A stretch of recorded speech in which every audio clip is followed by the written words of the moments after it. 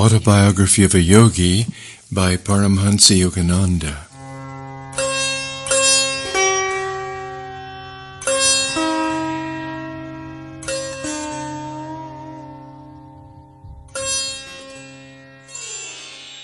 Chapter 34. Materializing a Palace in the Himalayas. Babaji's first meeting with Lahiri Mahashai is an enthralling story, and one of the few which gives us a detailed glimpse of the deathless Guru. These words were Swami Kebalananda's preamble to a wondrous tale. The first time he recounted it, I was literally spellbound. On many other occasions I coaxed my gentle Sanskrit tutor to repeat the story, which was later told me in substantially the same words by Sri Yukteswar. Both these Lahiri Mahashai disciples had heard the awesome tale direct from the lips of their Guru. My first meeting with Babaji took place in my 33rd year, Lahiri Mahashai had said. In the autumn of 1861, I was stationed in Danapur as a government accountant in the military engineering department. One morning, the office manager summoned me. "Lahiri," he said, "a telegram has just come from our main office. You are to be transferred to Ranikhet, where an army post is now being established." With one servant, I set out on the 500-mile trip. Traveling by horse and buggy, we arrived in 30 days at the Himalayan site of Ranikhet. My office duties were not onerous. I was able to spend many hours roaming in the magnificent hills. A rumor reached me that great saints blessed the region with their presence. I felt a strong desire to see them. During a ramble one early afternoon, I was astounded to hear a distant voice calling my name. I continued my vigorous upward climb on Drongiri mountain. A slight uneasiness beset me at the thought that I might not be able to retrace my steps before darkness had descended over the jungle. I finally reached a small clearing whose sides were dotted with caves. On one of the rocky ledges stood a smiling young man, extending his hand in welcome. I noticed with astonishment that, except for his copper-colored hair, he bore a remarkable resemblance to myself. "Lahiri, you have come." The saint addressed me affectionately in Hindi. "Rest here in this cave. It was I who called you." I entered a neat little grotto which contained several woolen blankets and a few kamandulus, begging bowls. "Lahiri, do you remember that seat?" The yogi pointed to a folded blanket in one corner. "No, sir." Somewhat dazed at the strangeness of my adventure, I added, "I must leave now before nightfall. I have business in the morning at my office." The mysterious saint replied in English, "The office was brought for you, and not you for the office." I was dumbfounded that this forest ascetic should not only speak English, but also paraphrase the words of Christ. I see my telegram took effect. The yogi's remark was incomprehensible to me. I inquired his meaning. "I refer to the telegram that summoned you to these isolated parts. It was I who silently suggested to the mind of your superior officer that you be transferred to Ranikhet.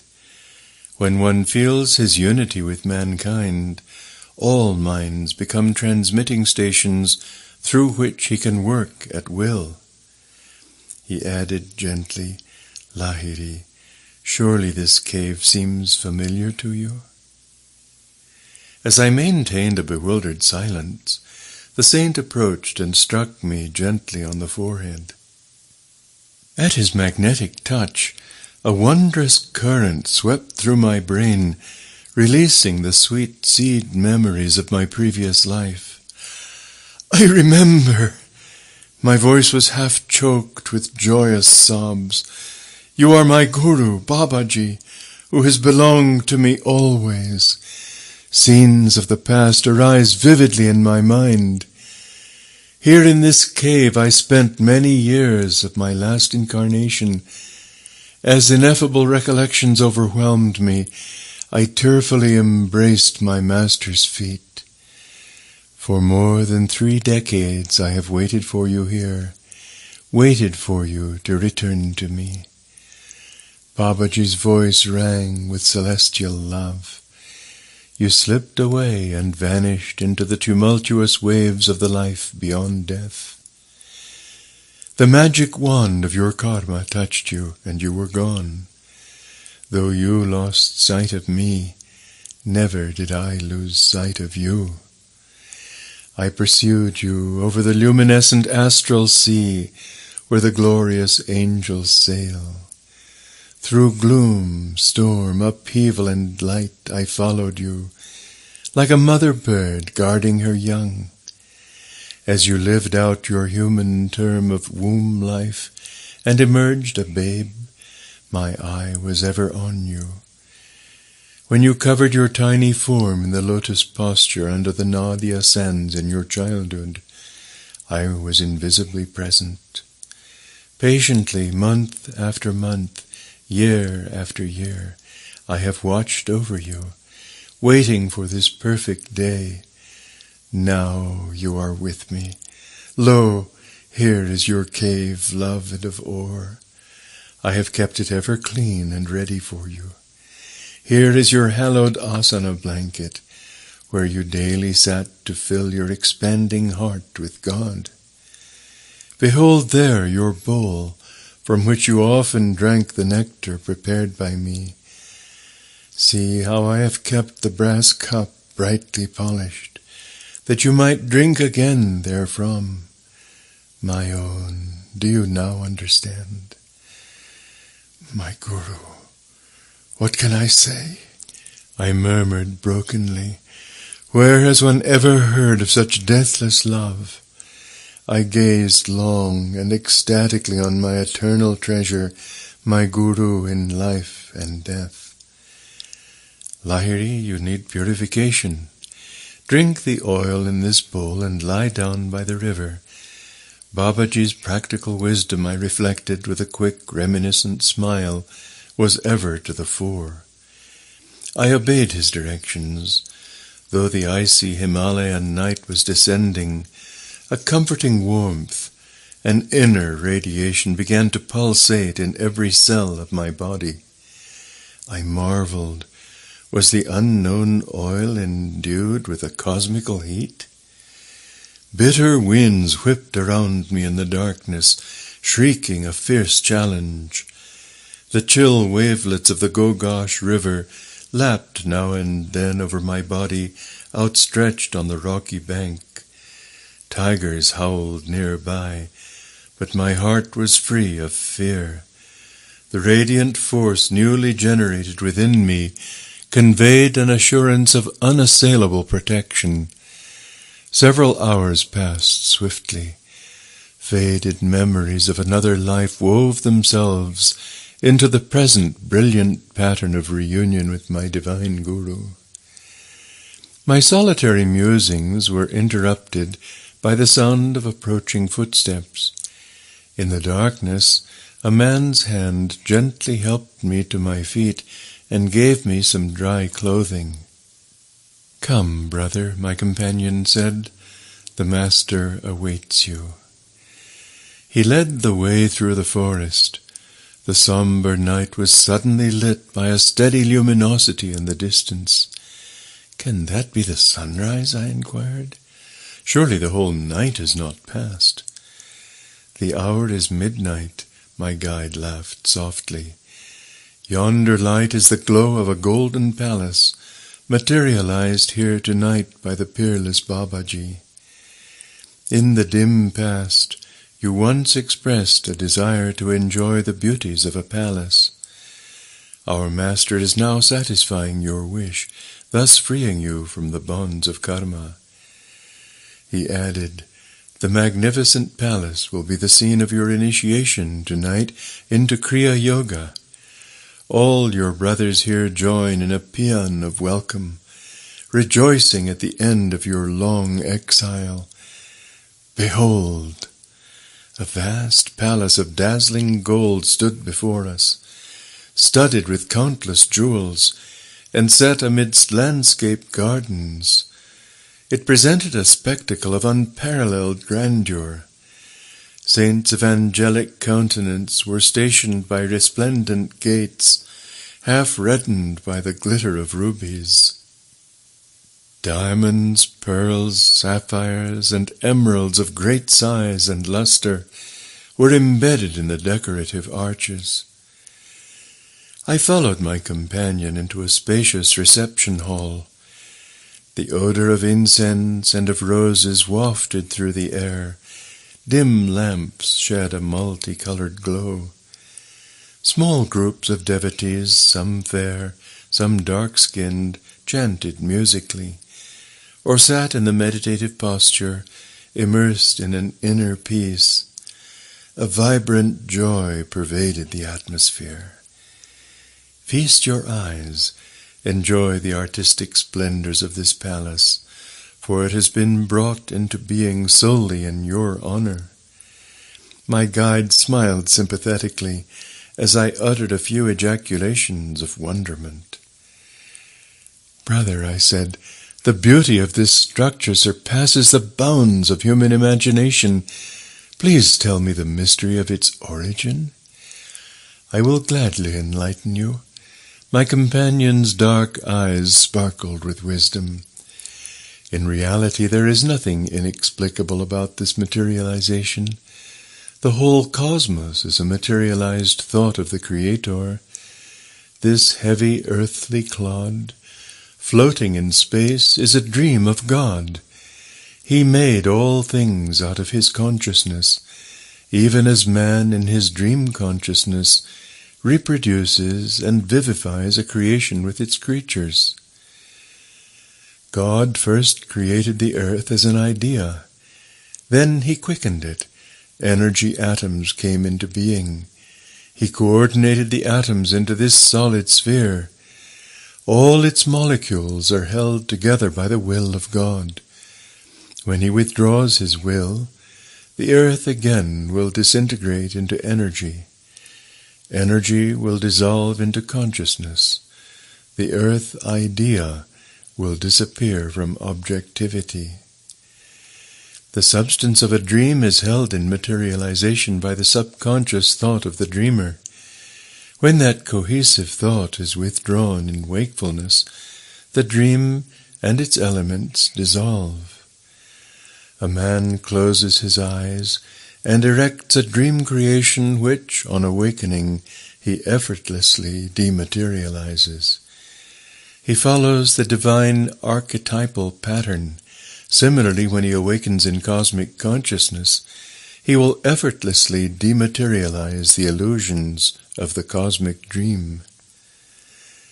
Being one with the infinite, all-accomplishing will, Babaji can summon the elemental atoms to combine and manifest themselves in any form. This golden palace, instantaneously created, is real even as this earth is real. Babaji created this palatial mansion out of his mind, and is holding its atoms together by the power of his will, even as God created this earth and is maintaining it intact. He added, when this structure has served its purpose, Babaji will dematerialize it. As I remained silent in awe, my guide made a sweeping gesture. This shimmering palace, superbly embellished with jewels, has not been built by human effort or with laboriously mined gold and gems. It stands solidly, a monumental challenge to man. Whoever realizes himself as a son of God, even as Babaji has done, can reach any goal by the infinite powers hidden within him. A common stone locks within itself the secret of stupendous atomic energy. Even so, a mortal is yet a powerhouse of divinity. The sage picked up from a nearby table a graceful vase whose handle was blazing with diamonds. Our great Guru created this palace by solidifying myriads of free cosmic rays, he went on. Touch this vase and its diamonds. They will satisfy all the tests of sensory experience. I examined the vase and passed my hand over the smooth room walls, thick with glistening gold. Each of the jewels scattered lavishly about was worthy of a king's collection.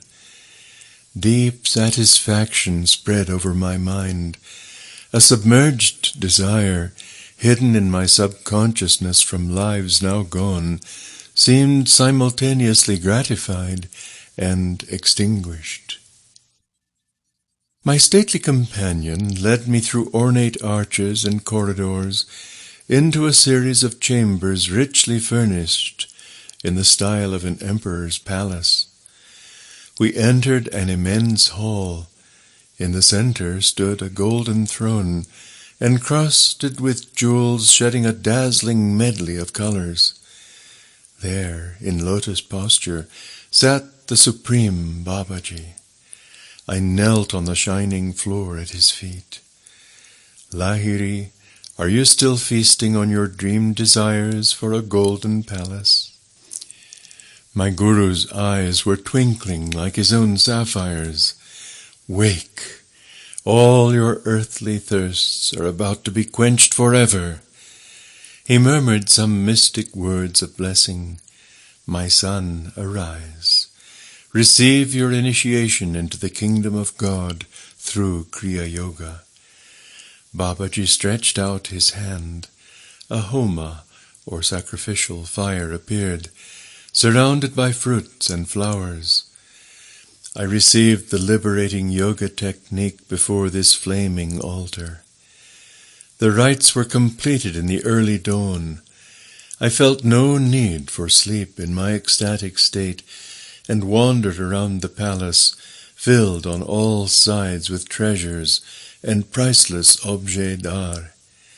Descending to the gorgeous gardens, I noticed nearby the same caves and barren mountain ledges which yesterday had boasted no adjacency to palace or flowered terrace. Re-entering the palace, fabulously glistening in the cold Himalayan sunlight, I sought the presence of my master. He was still enthroned, surrounded by many quiet disciples. Lahiri, you are hungry, Babaji added. Close your eyes. When I reopened them, the enchanting palace and its picturesque gardens had disappeared.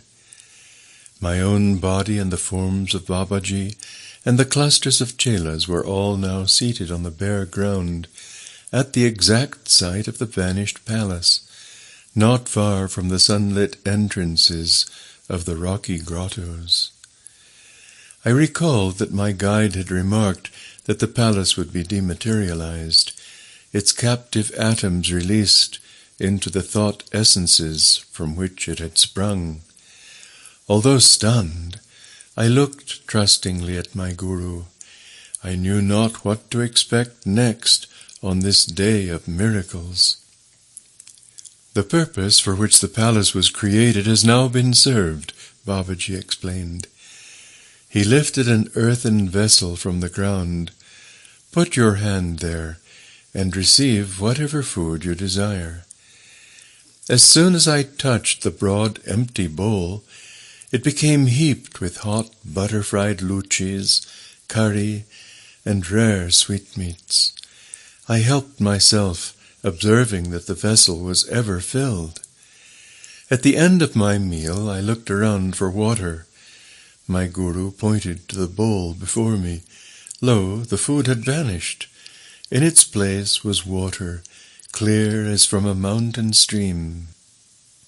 Few mortals know that the kingdom of God includes the kingdom of mundane fulfillments, Babaji observed. The divine realm extends to the earthly, but the latter, being illusory, cannot include the essence of reality. Beloved Guru, last night you demonstrated for me the link of beauty in heaven and earth. I smiled at memories of the vanished palace. Surely no simple yogi had ever received initiation into the august mysteries of spirit, amidst surroundings of more impressive luxury. I gazed tranquilly at the stark contrast of the present scene, the gaunt ground, the skyey roof, the caves offering primitive shelter. All seemed a gracious, natural setting for the seraphic saints around me. I sat that afternoon on my blanket, hallowed by associations of past life realizations. My divine Guru approached and passed his hand over my head. I entered the Nirvikalpa Samadhi state, remaining unbrokenly in its bliss for 7 days. Crossing the successive strata of self-knowledge, I penetrated the deathless realms of reality. All delusive limitations dropped away. My soul was fully established on the eternal altar of the cosmic spirit. On the 8th day I fell at my Guru's feet and implored him to keep me always near him in this sacred wilderness. My son, Babaji said, embracing me, your role in this incarnation must be played on an outward stage. Prenatally blessed by many lives of lonely meditation, you must now mingle in the world of men. A deep purpose underlay the fact that you did not meet me this time until you were already a married man with modest business responsibilities. You must put aside your thoughts of joining our secret band in the Himalayas. Your life lies in the crowded marts, serving as an example of the ideal yogi householder. The cries of many bewildered worldly men and women have not fallen unheard on the ears of the great ones, he went on. You have been chosen to bring spiritual solace through Kriya Yoga to numerous earnest seekers. The millions who are encumbered by family ties and heavy worldly duties will take new heart from you, a householder like themselves. You must guide them to see that the highest yogic attainments are not barred to the family man. Even in the world, the yogi who faithfully discharges his responsibilities without personal motive or attachment treads the sure path of enlightenment. No necessity compels you to leave the world, for inwardly you have already sundered its every karmic tie. Not of this world, you must yet be in it. Many years still remain during which you must conscientiously fulfill your family, business, civic, and spiritual duties. A sweet new breath of divine hope will penetrate the arid hearts of worldly men. From your balanced life, they will understand that liberation is dependent on inner rather than outer renunciations. How remote seemed my family, the office, the world, as I listened to my Guru in the high Himalayan solitudes. Yet adamantine truth rang in his words. I submissively agreed to leave this blessed haven of peace. Babaji instructed me in the ancient rigid rules which govern the transmission of the yogic art from Guru to disciple. Bestow the Kriya key only on qualified chelas, Babaji said. He who vows to sacrifice all in the quest of the divine is fit to unravel the final mysteries of life through the science of meditation.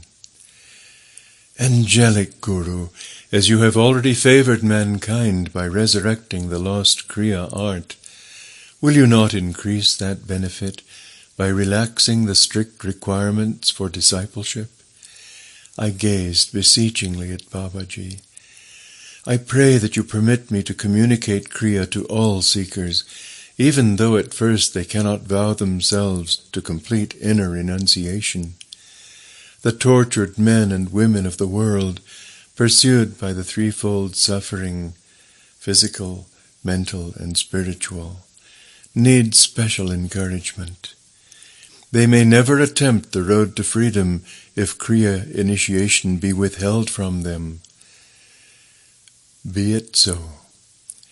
The divine wish has been expressed through you. With these simple words, the merciful Guru banished the rigorous safeguards that for ages had hidden Kriya from the world. Give Kriya freely to all who humbly ask for help. After a silence, Babaji added, repeat to each of your disciples this majestic promise from the Bhagavad Gita. Swalpamasya dharmasya trayata mahatto bhoyat.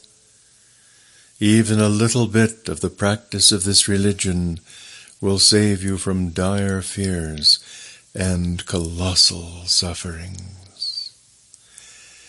As I knelt the next morning at my Guru's feet for his farewell blessing, he sensed my deep reluctance to leave him. There is no separation for us, my beloved child. He touched my shoulder affectionately. Wherever you are, whenever you call me, I shall be with you instantly. Consoled by his wondrous promise, and rich with the newly found gold of God wisdom, I wended my way down the mountain. At the office I was welcomed by my fellow employees, who for 10 days had thought me lost in the Himalayan jungles. A letter soon arrived from the head office. Lahiri should return to the Danapur office, it read. His transfer to Ranikhet occurred by error. Another man should have been sent to assume the Ranikhet duties. I smiled, reflecting on the hidden cross-currents in the events which had led me to this furthermost spot of India. Before returning to Danapur, I spent a few days with a Bengali family at Moradabad. A party of 6 friends gathered to greet me. As I turned the conversation to spiritual subjects, my host observed gloomily, "Oh, in these days India is destitute of saints." "Babu," I protested warmly, "of course there are still great masters in this land." In a mood of exalted fervor, I felt impelled to relate my miraculous experiences in the Himalayas. The little company was politely incredulous. "Lahiri," one man said soothingly, "your mind has been under a strain in those rarefied mountain airs. This is some daydream you have recounted." Burning with the enthusiasm of truth, I spoke without due thought. "If I call him, my Guru will appear right in this house." Interest gleamed in every eye. It was no wonder that the group was eager to behold a saint materialized in such a strange way. Half reluctantly, I asked for a quiet room and 2 new woolen blankets. "The master will materialize from the ether," I said. "Remain silently outside the door. I shall soon call you." I sank into the meditative state, humbly summoning my Guru. The darkened room soon filled with a dim aural moonlight. The luminous figure of Babaji emerged. "Lahiri, do you call me for a trifle?" The master's gaze was stern. "Truth is for earnest seekers, not for those of idle curiosity. It is easy to believe when one sees. There is nothing then to deny. Supersensual truth is deserved and discovered by those who overcome their natural materialistic skepticism." He added gravely, Let me go." I fell entreatingly at his feet. "Holy Guru, I realize my serious error. I humbly ask pardon. It was to create faith in these spiritually blinded minds that I ventured to call you. Because you have graciously appeared at my prayer, please do not depart without bestowing a blessing on my friends. Unbelievers though they are, at least they were willing to investigate the truth of my strange assertions." "Very well, I will stay a while. I do not wish your word discredited before your friends." Babaji's face had softened, but he added gently, "Henceforth, my son, I shall come when you need me, and not always when you call me." Tense silence reigned in the little group when I opened the door. As if mistrusting their senses, my friends stared at the lustrous figure on the blanket seat. "This is mass hypnotism," one man laughed blatantly. "No one could possibly have entered this room without our knowledge." Babaji advanced smilingly and motioned to each one to touch the warm, solid flesh of his body. Doubts dispelled, my friends prostrated themselves on the floor in awed repentance. "Let halwa be prepared." Babaji made this request, I knew, to further assure the group of his physical reality. While the porridge was boiling, the divine Guru chatted affably. Great was the metamorphosis of these doubting Thomases into devout St. Pauls. After we had eaten, Babaji blessed each of us in turn. There was a sudden flash. We witnessed the instantaneous dechemicalization of the electronic elements of Babaji's body into a spreading vaporous light. The God-tuned willpower of the Master had loosened its grasp of the ether atoms held together as his body. Forthwith, the trillions of tiny lifetronic sparks faded into the infinite reservoir. "With my own eyes I have seen the conqueror of death." Maitra, one of the group, spoke reverently. His face was transfigured with the joy of his recent awakening. The Supreme Guru played with time and space as a child plays with bubbles. I have beheld one with the keys of heaven and earth. I soon returned to Danapur, firmly anchored in the spirit. Again I assumed the manifold business and family obligations of a householder. Lahiri Mahashai also related to Swami Kebalananda and Sri Yukteswar the story of another meeting with Babaji under circumstances which recalled the Guru's promise, "I shall come whenever you need me." The scene was a Kumbh Mela in Allahabad, Lahiri Mahashai told his disciples. I had gone there during a short vacation from my office duties. As I wandered amidst the throng of monks and sadhus who had come from great distances to attend the holy festival, I noticed an ash-smeared ascetic who was holding a begging bowl. The thought arose in my mind that the man was hypocritical, wearing the outward symbols of renunciation without a corresponding inward grace. No sooner had I passed the ascetic than my astounded eye fell on Babaji. He was kneeling in front of a matted-haired anchorite. "Guruji!" I hastened to his side. "Sir, what are you doing here?" "I am washing the feet of this renunciate, and then I shall clean his cooking utensils." Babaji smiled at me like a little child. I knew he was intimating that he wanted me to criticize no one, but to see the Lord as residing equally in all body temples, whether of superior or inferior men. The great Guru added, "By serving wise and ignorant sadhus, I am learning the greatest of virtues, pleasing to God above all others."